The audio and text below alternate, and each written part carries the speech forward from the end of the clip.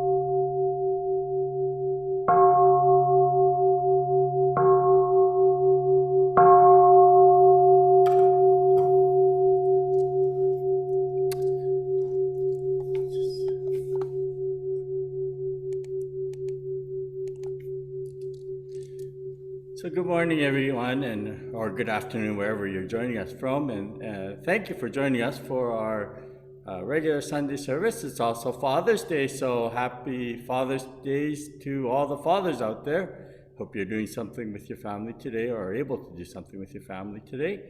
We'll begin this morning's service with a moment of silent meditation, followed by the recitation of the name of the Buddha, or the Nembutsu.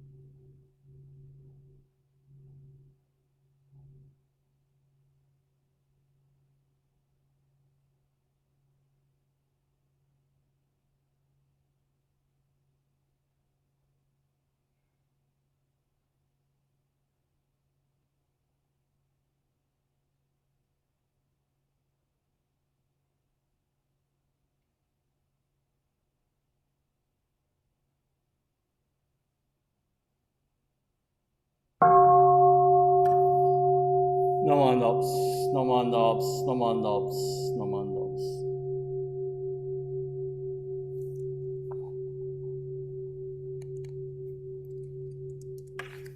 Next, we'll have the reading, and we'll start off by reading the homage and let's pull it up. There we go. Homage and Three Treasures. So if you don't have it, it's on the screen in front of you as well. Okay. Homage. Hard it is to be born into human life. Now we are living it. Difficult it is to hear the teachings of the Blessed One. Now we are hearing them. If we do not gain emancipation in the present life, we may not be free from sorrow in the ocean of births and deaths. Let us reverently take refuge in the three treasures. We go to the Buddha for guidance. May we always walk in the way that leads to enlightenment. Everyone? We go to the Buddha for guidance. May we always walk in the way that leads to enlightenment. We go to the Dharma for guidance. May we be submerged in the depth of the teachings and gain wisdom as deep as the ocean. Everyone, we go to the Dharma for guidance. May we be submerged in the depth of the teachings and gain wisdom as deep as the ocean. We go to the Sangha for guidance. May we all with one accord live the life of harmony in the spirit of oneness, free from the bondage of selfishness. Everyone, we go to the Sangha for guidance. May we all with one accord live the life of harmony in the spirit of oneness, free from the bondage of selfishness. Even through myriads of kalpas, hard it is to hear such excellent and profound teachings. Now we are able to hear and receive them. Let us try to understand the Tathagata's teachings. Namo Amida Butsu. Namo Amida Butsu. Namo Amida Butsu. Namo Amida Butsu. Next, we will have the sutra chanting, and we'll be chanting the Junirai today. 12 adorations. We'll chant the Japanese and then read the English translation following. Namo Amida Butsu. Namo Amida Butsu. Namo Amida Butsu. Namo Amida Butsu.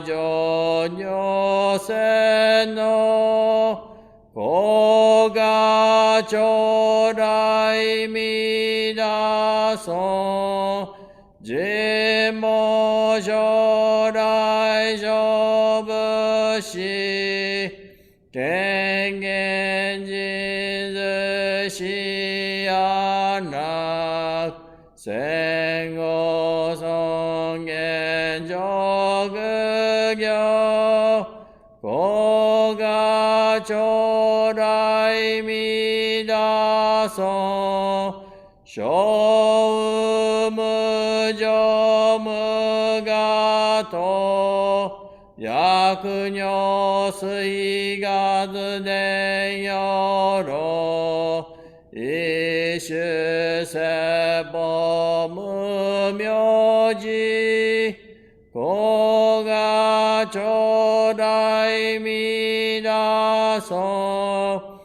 一尊無説無悪名薬無如に悪の不主に死心教悲壮子が将来見出そう一尊無量勉強無所主悪知識往生不退死亡大子が将来見出そうがせず依存具独自修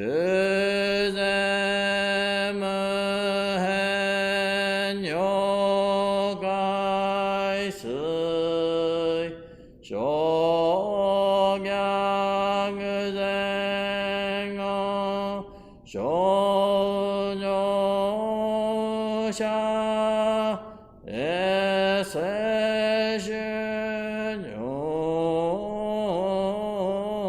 小非語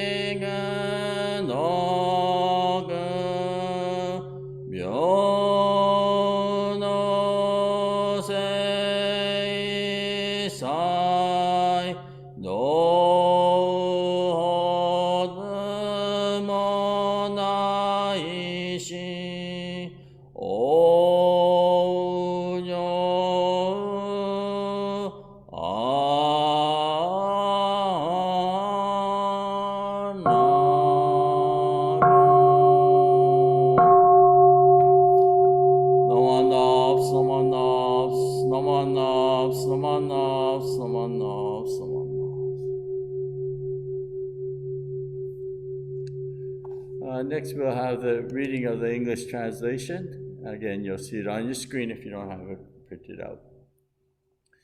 The 12 Adorations, Junirai translation. Before Amida Buddha, whom heavenly beings worship, I humble myself in deepest reverence. In his wondrous land of bliss, surrounded is he by countless bodhisattvas. His golden form shines forth pure like the king of Mount Sumeru. His practice of truth is steadfast like an elephant's pace. His eyes radiate like pure blue lotus blossoms. Thus I prostrate myself before Amida Buddha. His countenance is perfectly pure and round like the full moon. His majestic light shines like 1,000 suns and moons. His voice is like a heavenly drum, yet like a heavenly bird, kokila. Thus I prostrate myself before Amida Buddha. Avalokitesvara wears upon his crown the image of Amida adorned with many precious jewels. He subdues the arrogance of demons and heretics. Thus I prostrate myself before Amida Buddha.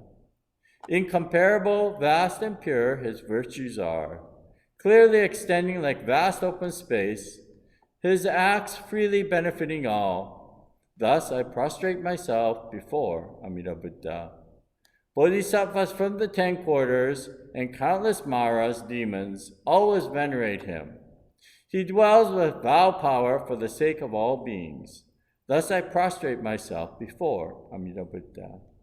In the golden treasure pond where the lotus flowers bloom, established with goodness is a wondrous throne, where reigns the Buddha like the king of the mounts.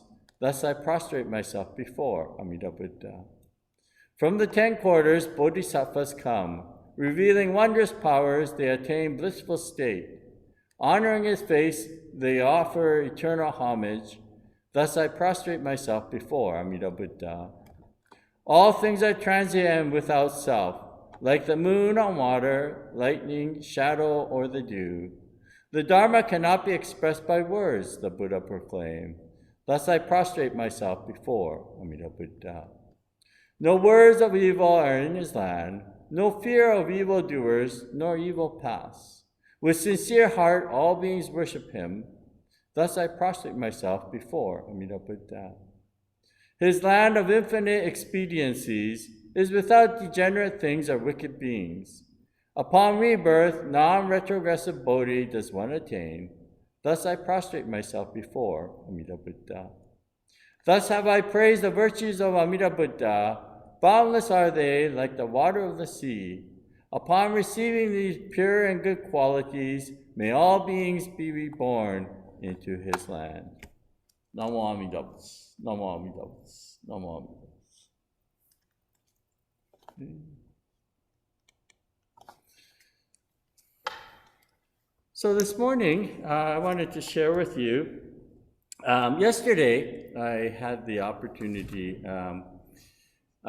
Some of you know that I have been participating, or I'm one of the instructors for the Jodo Shinshu correspondence course. When I say instructors, what it is that the Jodo Shinshu correspondence course is based out of Berkeley through the Education Center in Berkeley.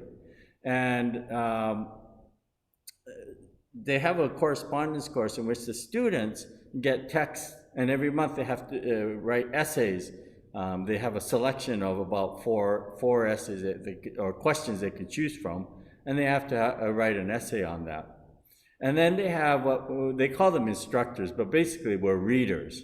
And so I'm one of the readers. I have been doing it for quite a few years now. But we read, we're assigned so many students, and we read their essays, and then we make comments on it. So as part of this correspondence course, starting this year, they've also started a book club.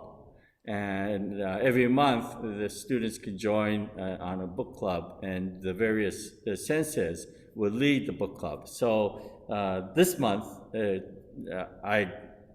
happened to be my turn to lead this book club. So the book that I chose was The Heart of the Buddha Dharma by Reverend Kenyu Tsuji. I think I've shown this book before. If you don't have this book, I highly recommend. It's a wonderful book. Very simple to read, very short. You can also find a full PDF version of it on the BDK website. So if you Google Bukkyo Dendo Kyokai or BDK.org, I believe it is, you can go on there. Bukkyo Dendo Kyokai is an organization that has done a great deal for propagation of Jodo Shinshu Buddhism. Most of you are familiar with the orange teaching of Buddha Seiten that you might find in some hotels, some hotels. Well, this organization was actually founded by a person by the name of Yehan Numata. And Yehan Numata was born in Hiroshima, Japan, and he was actually born into a temple family. But he didn't want to take over as a minister of his family. So when Yehan Numata was going to school, university, he actually traveled through the States. And this is where he actually met up with Tsuji Sensei. When he was visiting Toronto, and he ended up meeting Tsuji Sensei, who was the resident minister in Toronto at that time.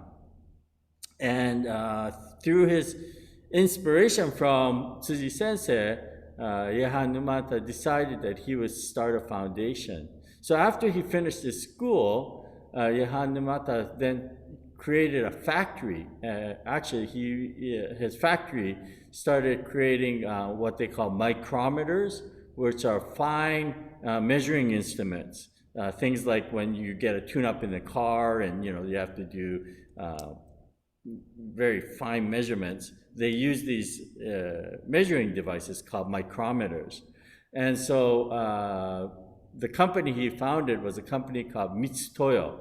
And Mitsutoyo became one of the leading producers of micrometers throughout the world. But what Yehan Numata did was he then created a foundation called the Buddha Dharma Foundation, or Bukkyo Dendo Kyokai in Japanese. And a percentage of the sales, the gross sales from this Mitsutoyo, the micrometer company, goes into this foundation. And so that foundation has become a very large foundation, and they have done many great works of promoting Buddhism, and in particular Jodo Shinshu Buddhism. So they've also helped out with things like in the States, by Washington, D.C., there's the Ekoji Temple, and that was founded through the Bukkyo Dendo Kyokai. And Tsuji Sensei was the founding minister of that temple down there. And also in Germany, Dusseldorf, they also have an Ekoji temple that was built by this Bukkyo Dendo Kyokai. Anyways, so you can find on their website PDF versions of books that they've published, Bukkyo Dendo Kyokai. So one of them, of course, is this book by Tsuji Sensei. And in this book, it's a very well written, very concise.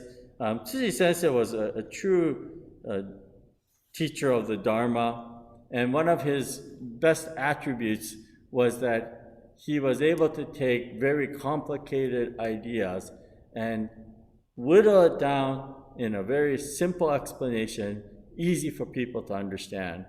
And so one of the passages in here talks about the Namo Amida Butsu, okay? In particular, the first two characters, Namu, okay? And I'm just going to read this passage that he's written here, and then I'll explain a little bit more about it afterwards. Namo Amida Butsu, interpretation of characters. The first two characters, Namo, mean first, to return to the original source of the universe, and secondly, to understand the meaning of life.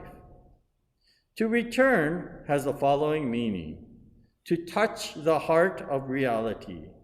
With great joy, listen to the voice of Amida Buddha calling us.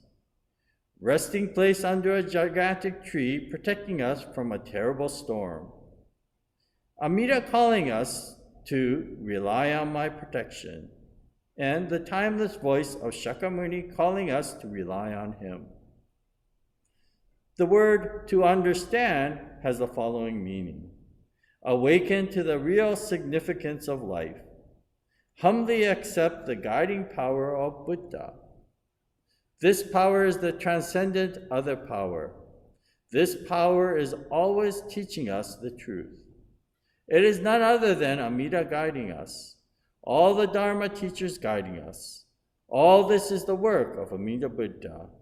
Amida is calling us, come at once. So he's made a describe the two characters Namo and the meaning behind it. And basically, this idea of returning to the reality of life. It is, I think, a very important expression, returning to the reality of life.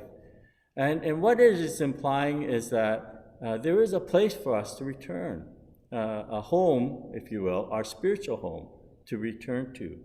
And in our life, as we go on the journey of life, we have many ups and downs and trials and tribulations, but it makes a big difference if we know we have a place to return to, or if we understand that we have a place to return to. And where we originally came from is this spiritual home, the oneness of the universe. And that is what is implied in this Namo, and returning to Amida Buddha, the infinite life. So when we think of our daily life going home, I've used the analogy before, and some of you might remember, of one of my teachers, a Dharma teacher, once explained, Ueda Sensei was his name, and he was both a minister as well as a professor at the Ryukoku University. And as being a university professor, one of the not responsibilities, but sometimes what happens is the students will ask the professors to become what they call a go-between. And what this is in the traditional Japanese marriage, weddings, usually they have, it's more of an honorable position these days, but they call it a go-between, in Japanese, nakodo. And this go-between has some responsibilities that they have to do before the wedding. And one of the responsibilities of the go-between is to take, usually in a Japanese wedding, there's a dowry that the groom's family takes to the bride's family prior to the wedding. And it's the role of this go-between to take this dowry to the bride's family. When I got married in Japan, that was one thing my wife's father wanted, was this dowry. And what this dowry involves is it's almost like a Christmas display, or if you want to think of it over here. And so usually the dowry has a number of pieces to it. There's usually these shochikubai, so there's plants made out of mizuhiki is a sort of a wiry craft, and they create these very brilliant little ornaments. And there's three plants: the bamboo, the plum, shochikubai, and shochikubai. Oh, and the evergreen plant. But anyways, these are three plants of good fortune. Okay. And then they also have two little dolls of an elderly couple, and this is also for longevity. And then they'll also take some, in the olden days, they would take these decorations made out of clumps of sugar. And so what then the bride's family, they would do is they would display that in their house, and people would come over. And so the more elaborate the dowry was, it was said, that the bride was going to be going to a good family, basically, is what it is.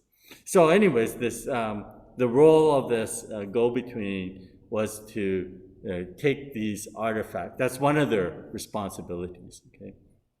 And so this Ueda Sensei was asked by one of his students if they could do that. Now, the thing was that the bride's family was from Hiroshima. And so Ryukoku University, where he was teaching, is in Kyoto. So he went home and he told his wife that, he was asked to be the go-between. And the first thing his wife said is that, I have nothing to wear, right? So she went on a shopping spree, apparently. So she got a new dress for the occasion, and which is okay. But then she had to get shoes that went along with the new dress. And then now that she got the shoes, she says she needed a nice handbag to go along with that, right? So he said she went on this very elaborate shopping spree to buy her outfit to go.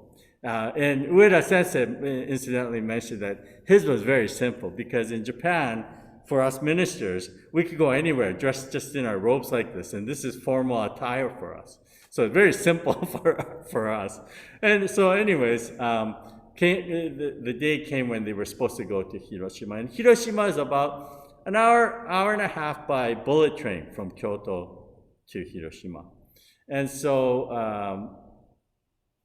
his wife, she said, she was up before 5 o'clock in the morning, getting ready, preparing herself. So makeup, hair, etc., etc. And despite being awake from such early time, when their train, I believe, was 10 o'clock in the morning or something like that to go to Hiroshima, still they were almost out of time because she was busy fussing at the last moment. And of course, he was very impatient, saying, come on, hurry up. But finally, they got on the train and they went to Hiroshima. And so they usually what happens with this ceremony is that they have lunch together, the go-between and the bride's family, and then the presentation of this maid. But according to the sensei, his wife was so nervous throughout the whole thing that she could hardly eat anything because of her nerves.